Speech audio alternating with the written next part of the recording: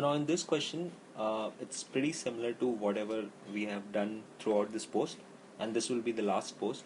So again, I will take all the concept. So first, I cover a total of 240 kilometer in 6 hours. Now this one is being covered partly at 30 kmph and 60 kmph. This is done partly using these two. Now what is the distance was covered at 30 kmph? Now it's an important thing to consider that whenever you take the ratio of time or speed, it gives the reverse thing, right?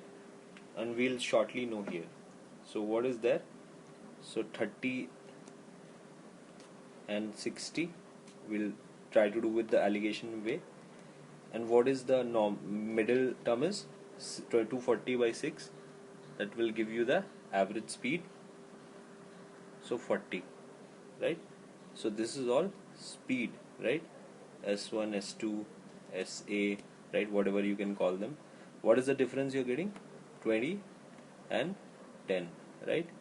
So ratio will be 2:1.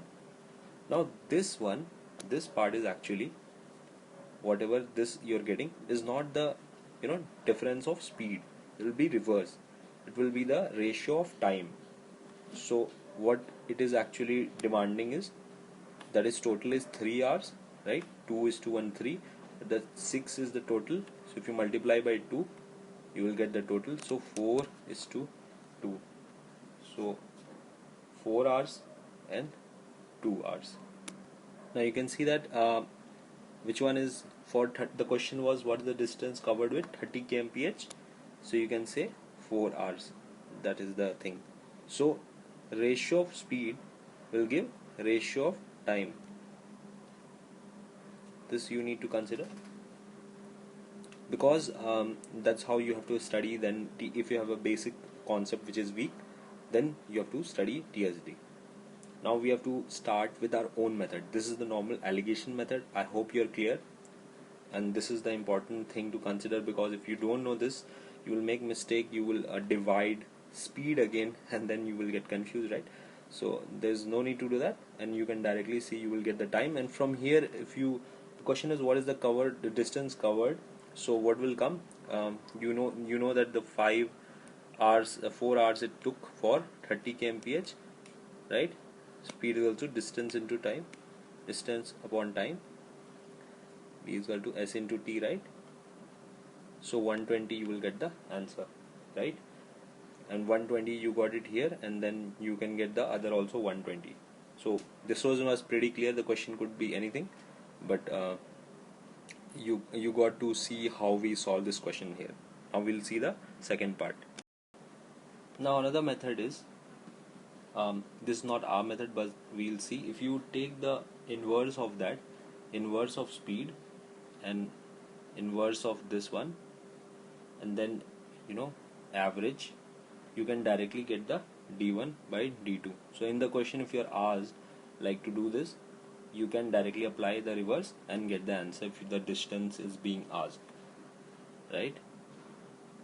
So for example, here 1 by 30 by 1 by 60 and then 1 by 40, that is, you will get is to 1:1 ka ratio, right? And then you can see, if you divide 240 into 1:1, that is 120 and 120. That again we got directly from here. So it's an important deduction. 1 by SA, 1 by SB, 1 by S average is D1 by D2. Otherwise, if you take SA by SB and S average, you will get TA by T2, that we saw in the previous question.